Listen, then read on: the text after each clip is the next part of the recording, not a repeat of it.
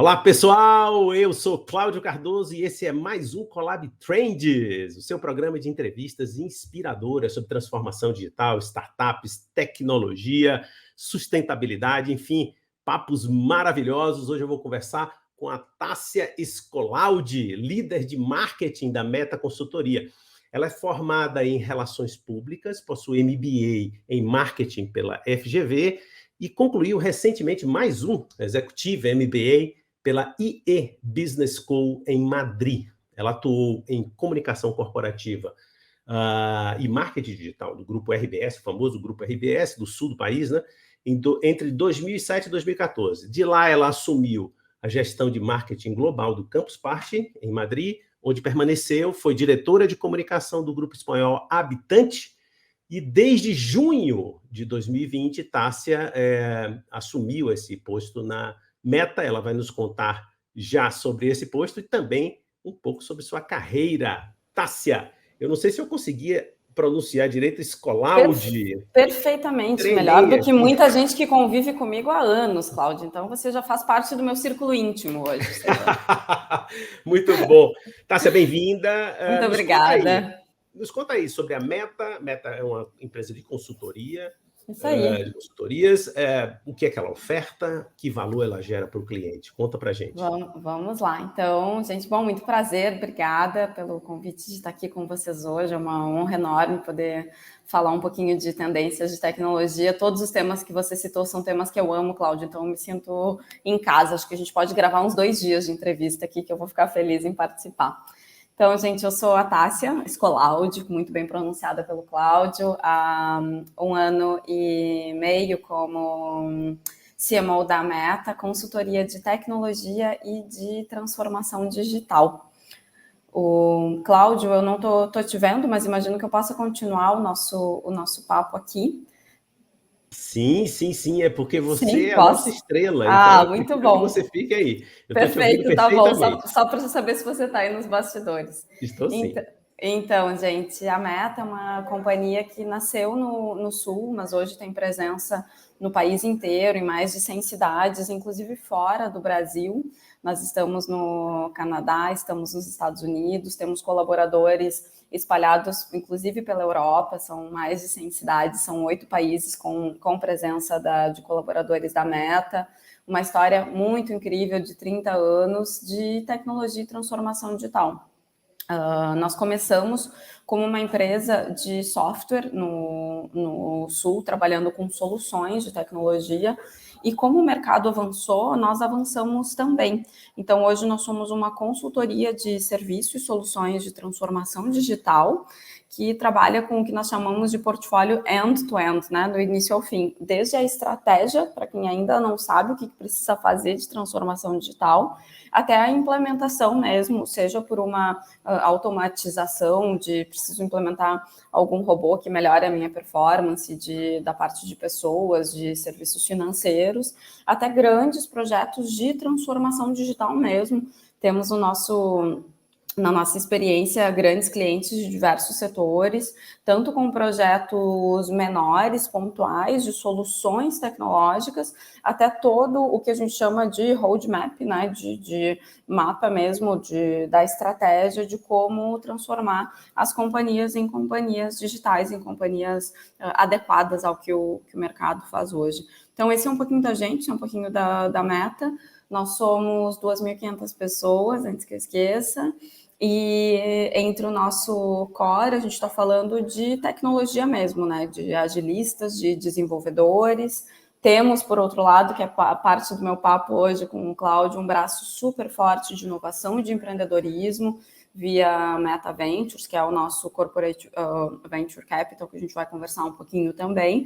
Então, é literalmente um portfólio de serviços, de soluções muito amplo para todos os segmentos de empresa. Trabalhamos, obviamente, no geral, com médias e grandes empresas que costumam suportar esse tipo de transformação, mas sempre entendendo primeiro o que é a necessidade do cliente e depois buscando a melhor solução. Acho que esse é um pouquinho muito legal, muito legal. Ou seja, uma empresa de grande porte, né? De abordagem consultiva, portanto, sob encomenda dos grandes consumidores, digamos, né? E essa é, sem dúvida, uma das vertentes de agregar, uma forma de agregar inovação para as organizações.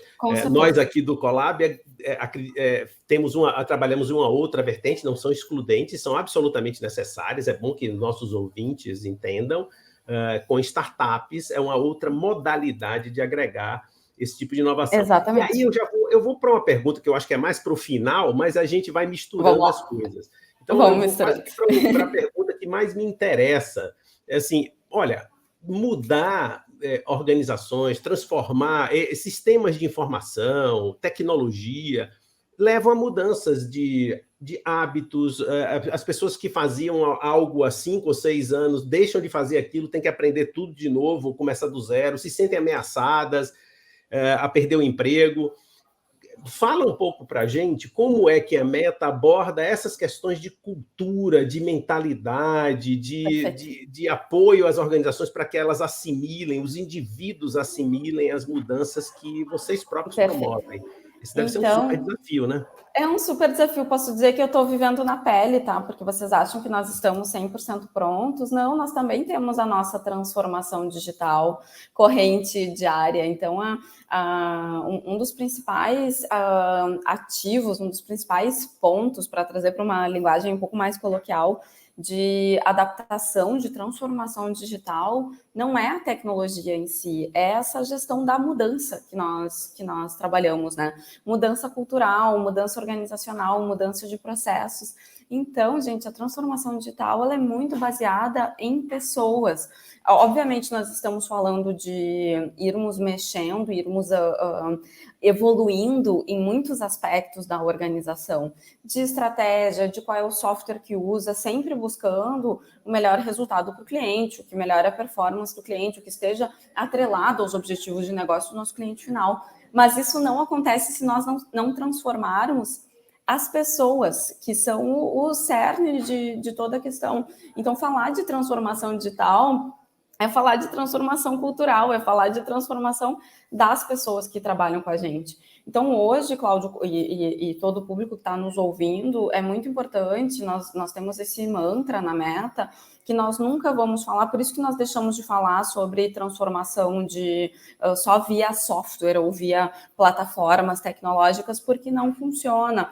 Quando nós fazemos um mapeamento do que a organização precisa, né, que é aquela fase inicial que a gente chama de assessment, nós sempre vamos olhar os aspectos culturais e trabalhar num plano de transformação que inclua essa gestão da mudança, que são as pessoas, né? Então, nós trabalhamos muito hoje com jornadas que são muito colaborativas, que trazem muito a participação de todas as pessoas, que seja algo que o C-level da organização, que os diretores, os sócios, entendam que também é uma mudança cultural, porque mudar é difícil, né? É engraçado, mas a gente fala de transformação. Transformação é uma evolução. A gente gosta de falar de transformação, que é algo natural do ser humano, né? Que é algo do nosso ser mais primitivo, que é se transformar constantemente, mas a gente fala muito também que nós precisamos estar sempre voltando, a gente precisa testar, nós precisamos entender as pessoas, precisamos entender o que elas precisam, como que elas se comportam,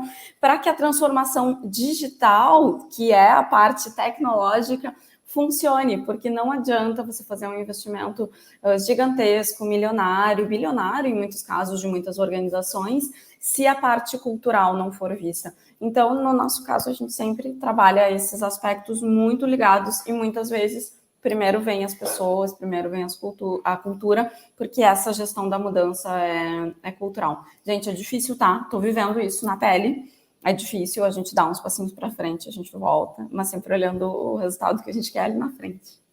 Eu vou lhe fazer mais uma provocação ainda nesse tema, que é tão complexo e crítico, que é o seguinte, empresas como a Meta, eu imagino, têm as portas de entrada da própria contratação, de como isso é feito.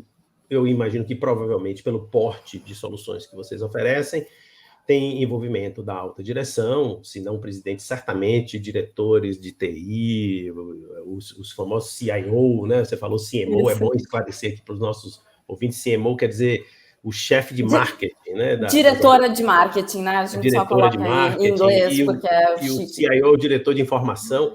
Veja, me alonguei um pouco demais aqui na pergunta, mas é para lhe provocar o seguinte: a natural relação de uma empresa dessa é com a turma da TI, com a turma de processo, de produtos, enfim, é natural. E como é que fica neste desafio aí a convocação, a evocação da turma do RH?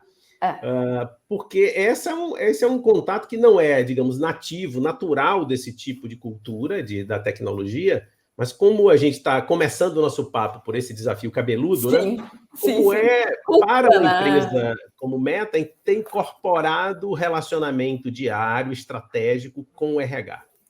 Você sabe, Cláudio, que o nosso mercado mudou muito, né? Um mercado, se nós olharmos dados de crescimento de tecnologia no geral, os números e o potencial de mercado ainda são muito grandes.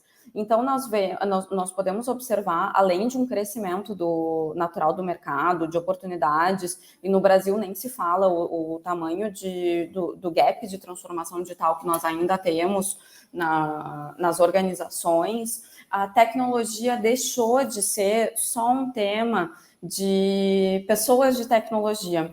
Isso é uma mudança muito interessante no nosso mercado, porque nós passamos a falar com todos os públicos. Inclusive, hoje, quando nós entramos num cliente, quando o nosso time de vendas entra num cliente, não necessariamente nós entramos via a pessoa de tecnologia. É óbvio que é o nosso público, que é o nosso público-alvo mais tradicional ou mais óbvio, mas muitas vezes nós podemos entrar via uma demanda de recursos humanos, via uma demanda financeira, via o próprio comitê de direção da empresa, e mesmo que eles não sejam a porta de entrada, eles fazem do grupo diretamente envolvido na transformação digital, porque nós estamos falando isso, que transformação digital não é mais só sobre tecnologia, que transformação digital é sobre pessoas. E só a fins de curiosidade, eu vou dividir com vocês que no nosso processo de transformação digital, a pessoa de gestão da mudança, que fala de cultura, está hoje dentro da nossa área de gestão de pessoas.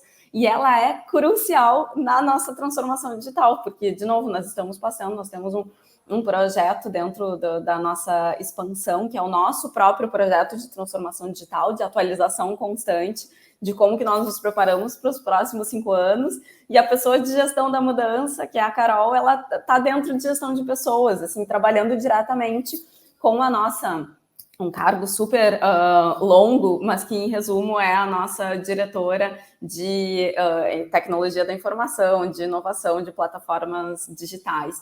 Então, gente, é um trabalho super integrado, já não é só da TI, e faz muito tempo, assim, tem que ser 100% integrado, senão nem adianta fazer um investimento que não vai funcionar, se não mexer na cultura, né? Interessantíssimo. Bom, um dos desafios que eu imagino que vocês enfrentam também é a contratação o pessoal de pessoas, né? A gente fala mão de obra, né? Sim. De pessoas formadas em tecnologia. É usual, é corrente que a gente ouça falar da dificuldade de contratação no mundo onde há desemprego. Neste mundo, ao contrário, há mais oferta de vagas do que a capacidade do mercado atender. Exatamente. Queria muito lhe ouvir sobre isso, mas daqui a pouquinho a gente vai fazer um breve intervalo. Continuem aqui com a gente na Rede Transamérica, a sua rádio, onde você estiver.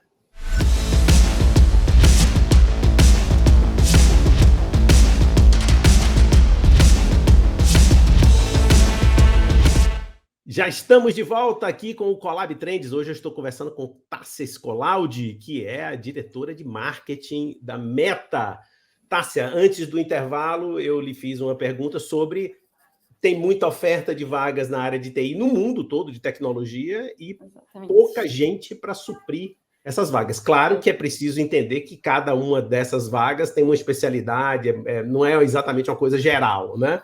Exatamente. Fala para a gente aí como é esse desafio para a Meta, né? Formar time de técnicos num mercado que tem escassez de oferta. Exatamente, o que é até uma coisa, a gente comentava no intervalo, né, Cláudio, não é engraçado, assim, mas é um paradoxo no nosso país e no mundo inteiro, né, com termos tantas oportunidades de TI e faltar mão de obra qualificada. Bom, gente, a gente enfrenta isso, felizmente a Meta é uma empresa que tem crescido 50%, 70% ao ano, que nos deixa muito orgulhosos, e isso se reflete, obviamente, no volume de contratações, né? Nós somos hoje uma empresa de mais de 2.500 pessoas, não peguei o número de sexta-feira, que a gente sempre faz um balanço, mas com uma média de 400 vagas em aberto no setor de tecnologia. Então, como que a gente lida com isso? Assim, existe uma escassez, ponto, o mercado está nesse momento de evolução muito rápida, sem nenhuma dúvida, a transformação digital, a tecnologia já vinha numa crescente e a pandemia acelerou. Então, muitas companhias que ainda não eram digitais tiveram que correr atrás e isso acabou impactando, felizmente, todo o mercado, porque todo o mercado cresce com isso, né? Então, para a gente é muito bom ver esse movimento. Então, o que nós fazemos, assim, se há uma escassez, a Meta tomou uma decisão de fazer parte da solução, né, não só de buscar talentos, porque chega um momento que as companhias ficam roubando talentos de uma da outra e a gente não consegue crescer. Então, nós passamos a investir na formação, que é algo que nos deixa muito orgulhosos, porque a gente também está entregando um valor para o nosso país, que é o crescimento humano com tecnologia, né? É o nosso propósito hoje, crescimento humano com tecnologia, e eu poderia dizer que ele nunca foi tão bem aplicado como nos últimos anos. Então, nós temos algumas iniciativas que ajudam a tratar do problema, né? A mexer nesse ponteiro da formação. Obviamente, a sociedade faz isso, tem muitos outros cursos, tem muitas outras universidades que surgiram nesses últimos anos, mas ele não atinge a velocidade que o mercado precisa de profissionais de TI. Então, o que nós decidimos? Como eu disse, vamos tentar mexer nesse ponteiro. Lançamos várias iniciativas nos últimos anos, que já estão em desenvolvimento. Temos uma iniciativa de trazer mais mulheres para o mercado de tecnologia, então uma formação específica para mulheres, o nosso projeto Women in Tech, né, Mulheres na Tecnologia. Felizmente, temos um quadro de mulheres na Meta hoje acima do mercado, as nossas próprias lideranças já é quase 50% de mulheres na tecnologia, mas ainda tem espaço, então temos programas de desenvolvimento. Temos um outro programa chamado Meta League, que trabalha mais na base do desenvolvimento mesmo, de formar desenvolvedores, de formar programadores, que são o nosso core hoje, né? Se eu for contar para vocês quais são as principais vagas que nós temos, nós estamos falando disso, de desenvolvedores, de programadores, de agilistas. Depois temos uma outra área mais voltada para dados, para inovação, para cybersecurity, para segurança de dados, temos algumas coisas mais de design, de UX e CX, que é experiência de usuário, experiência do consumidor. Todos são mercados que crescem muito e do nosso lado nós decidimos isso. Nós seguimos contratando, seguimos crescendo, o mercado segue demandando. Então, qual é a nossa melhor forma de colaborar? É tentar mexer no ponteiro, como eu digo, né? Então, é investir mesmo na formação e, obviamente, em muita qualificação interna para que o nosso time cresça e a gente possa trazer gente da base também. Mas, no geral, Cláudio, nós temos investido em programas de base, tá? De formação de base para que novos profissionais comecem a entrar. Um projeto muito bonito, com jovens aí começando a trabalhar com a gente em tecnologia. Sem dúvida, esse tipo de iniciativa das empresas é muito estimulante para quem está envolvido, né? Porque você vê resultados nas pessoas, enfim. Exato. Uma curiosidade, né? Eu comecei a minha carreira final dos anos 70, tá? Eu tenho 61 anos hoje. Não parece. Muito obrigado. Como programador, né, de sistemas IBM naquela época, né? Você não era nascida ainda, mas enfim. E nesse momento, curiosamente, agora não tão curiosamente, esse é meu comentário agora, minha primeira chefe foi uma mulher, né? Então, isso no final dos anos 70, e tinha muitas mulheres no nosso time de programadores. O que eu queria dizer, e talvez seja uma surpresa, talvez para você, não sei, mas certamente para o público, é de que a programação de computadores é uma atividade que nasceu da atividade feminina. As primeiras programadoras da história trabalharam no projeto do ENIAC, né, que é um computador financiado pela Marinha dos Estados Unidos, nos anos 50, eram todas mulheres.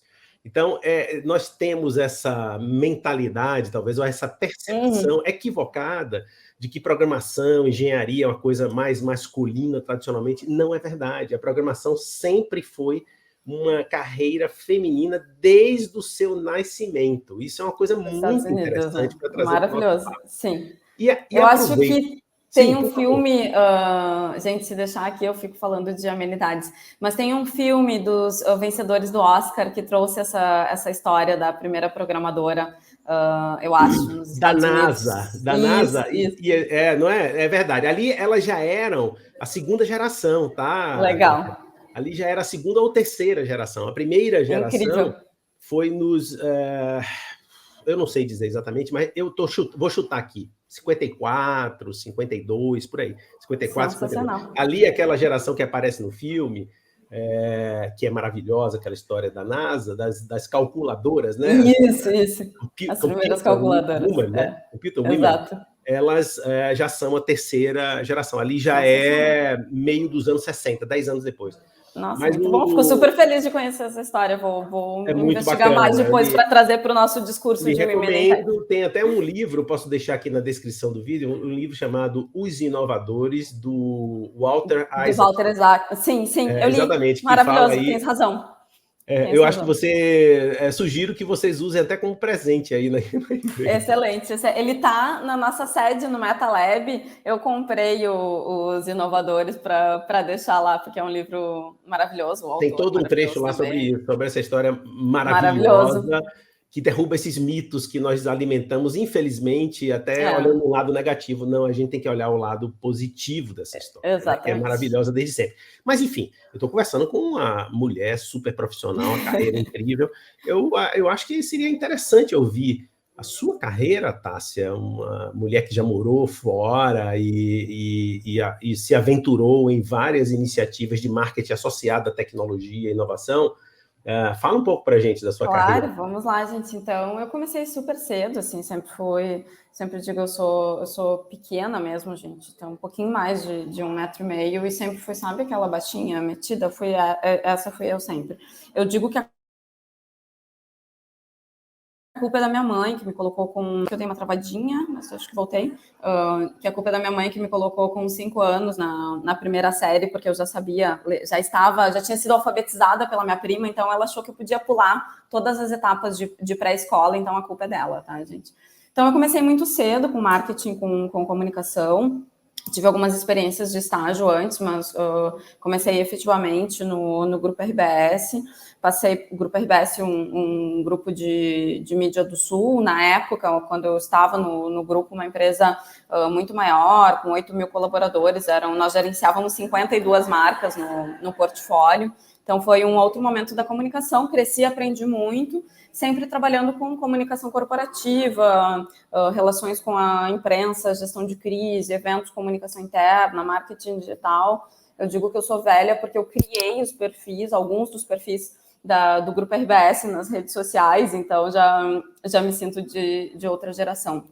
E aí, pelo próprio grupo, eu participava de um programa interno de talentos, eu fui convidada a participar de um processo seletivo, uma indicação, na verdade, porque o grupo, na época, estava fazendo algumas parcerias internacionais. Então, eu fui como uma executiva enviada para a Espanha, para o evento de tecnologia chamado Campus Party.